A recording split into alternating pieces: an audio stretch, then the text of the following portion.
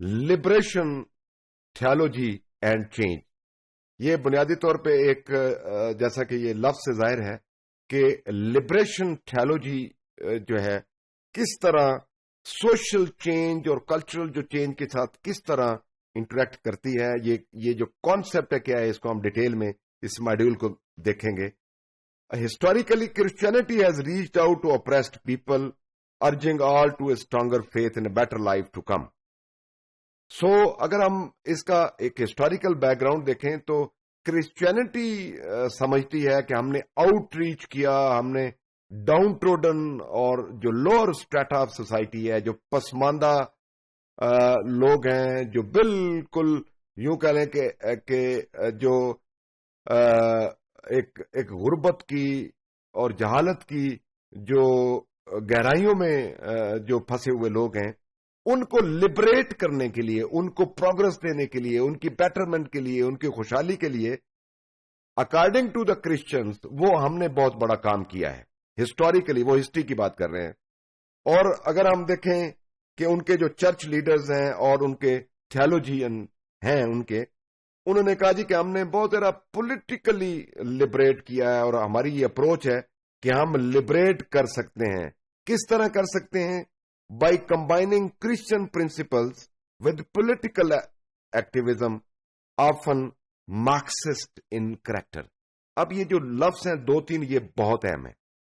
Christian principles with political activism, وہ کہتے ہیں کہ عیسائیت کی تعلیمات کے ساتھ ہم پولیٹیکلی لوگوں کو ایکٹیویٹ کر کے, لوگوں کو پولیٹیکلی شعور دے کے, ان کا شعور بیدار کر کے, ان کو ایکٹیویٹ کر کے, ان کے اندر نئے جذبے اور نئی امنگیں پیدا کر کے, اور ان کو پھر پولیٹیکل مین سٹریم میں لا کے ہم کیا کر سکتے ہیں کہ ہم لوگوں کو لبریٹ کر سکتے ہیں.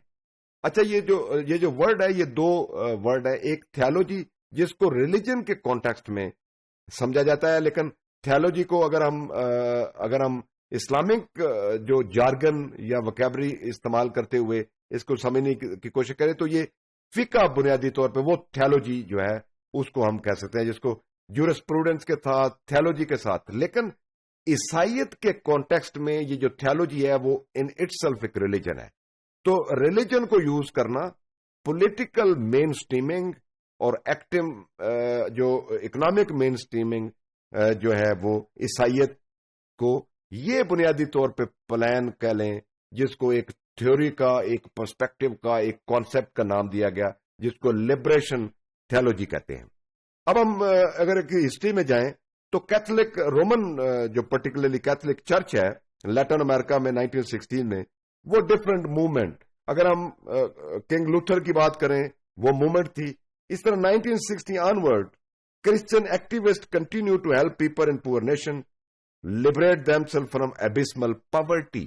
تو یہاں پہ بات غربت کی ہے کہ غربت میں ڈوبے ہوئے لوگوں کو 1960 آنورڈ کرسچینٹی نے ہیلپ کیا, اور انہوں نے یہ میسج دیا کہ social oppression runs counter to Christian morality, so as a matter of faith and justice Christian must promote greater social equality.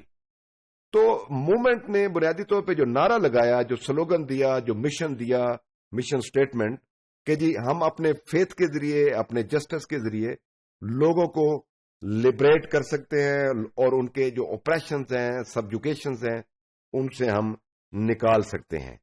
سو اس میں Pope Francis has express support for the world poor. دیکھیں pope کی جب بھی ہم آج بھی بات سنتے ہیں تو وہ سپورٹ ہمیں نظر آتی ہے غربت کے حوالے سے, غریب لوگوں کے حوالے سے. لیکن اس نے گلوبل جو اکنامک سسٹم ہے اس کو بھی کریٹیسائز کیا کہ یہ لوگوں کو ہیلپ آؤٹ نہیں کر رہا, لوگوں کو غربت سے, جہالت سے, پسماندگی سے نکال نہیں رہا. لیکن اس کے ساتھ ساتھ اگر ہم آگے ڈفرنٹ پوپ کی بات کرتے ہیں تو بینیڈکٹ ہے یا جان ہے, who condemned liberation theory. اس تھیولوجی کو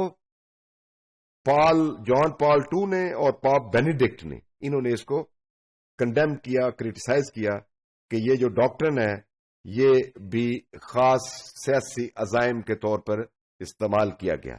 سو in any case the liberation theology movement has gained strength in the poorest countries of Latin America. لیکن ان نٹ شیل کہہ سکتے ہیں کہ لیٹن امریکہ میں آج بھی اس کی ویلیو ہے کہ جس میں جو کرسچن عقائد ہیں، کرسچن جو تعلیمات ہیں، وہ پسماندہ غریب لوگوں کو اپ لفٹ کرنے کے لیے اور لبریٹ کرنے کے لیے آج بھی یہ ایز اے تھیولوجی جو ہے، ایز اے بلیف سسٹم آج بھی وہاں پہ ایکٹیویٹڈ ہمیں نظر آتا ہے.